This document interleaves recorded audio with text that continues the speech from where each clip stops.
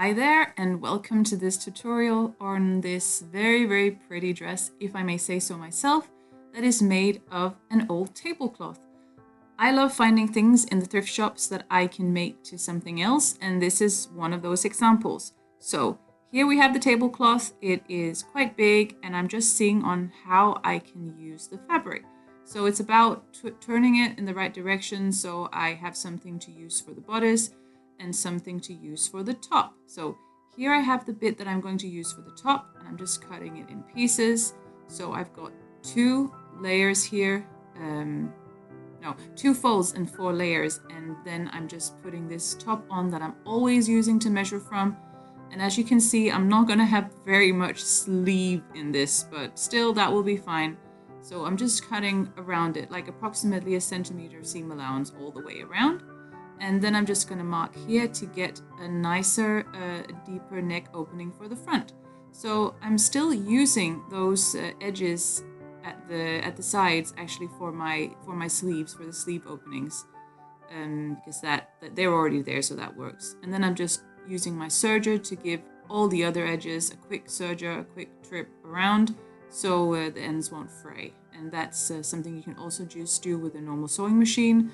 With a zigzag stitch, that would also work very nicely. So that's what I like to do first, because when that is done, then I can just sew it all up without worrying about ends fraying. And here I'm just doing that sleeve that I had to cut a little bit off. So I'm doing a double fold so it matches the edges of the tablecloth that I'm using for the other side of the sleeve. So a double fold, very narrow, and then just stitching it in place, and then it's fine, then it's ready. Then I have the pieces for the top, and then I'm going to stitch them with my normal sewing machine along the shoulder seams. I can do that because I have already done my serger seam around all the edges, so nothing will fray. And then I'm stitching down the side here, and there is hardly any sleeve on this. So there is like the tiniest bit of curve. So I'm starting there under the arm opening and then stitching down the side to the bottom. And of course, this is a very short top bit because a skirt body will be attached to it. And to cover up the fraying edges around the neck opening, I'm adding some very narrow bias tape, and I'm just unfolding it on the right side and then stitching it down along that fold. So I'm trying to stitch as evenly as I can all the way around in that fold, and then I can easily hide those fraying edges just turning the bias tape all the way towards the back and then stitching it in place. That is such a good method for actually just making nice edges that when you have a curve, because when you have a curve, of course, you can't just fold fabric towards the back and then stitch it in place, so you have to do something else. And the bias tape works very well for me, and it matches this project very well. So that's the top bit.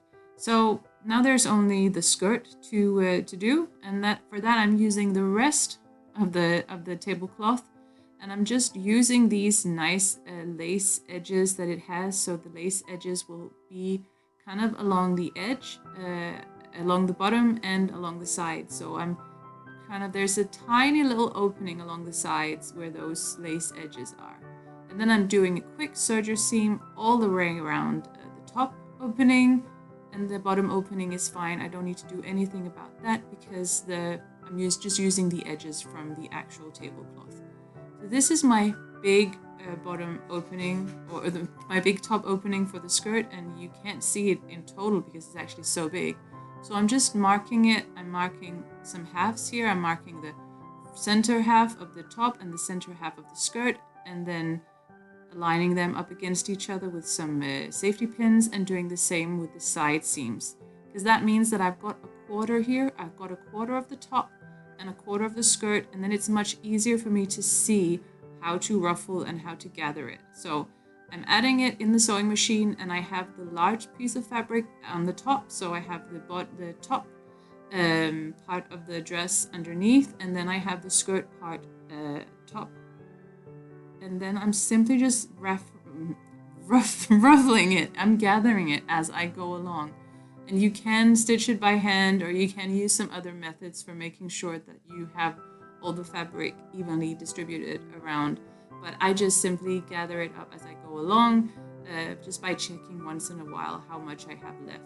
And then these kind of quarter sections that I make with safety pins, they really help me, and they make sure that I don't suddenly have a lot of fabric left over that I forgot to gather. So ding ding, that's a dress done, and it's very, very cute. It's super nice. It was so easy and quick.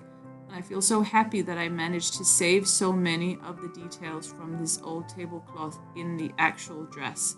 And yeah, somebody sat and made this and embroidered all these beautiful flowers and made this lace and kind of made it all into one beautiful tablecloth. And unfortunately, yeah, we don't really use those types that much anymore, and it would just get so messy in my house anyways. But it's wonderful to be able to make a dress out of it so it still can continue its life just in a different way.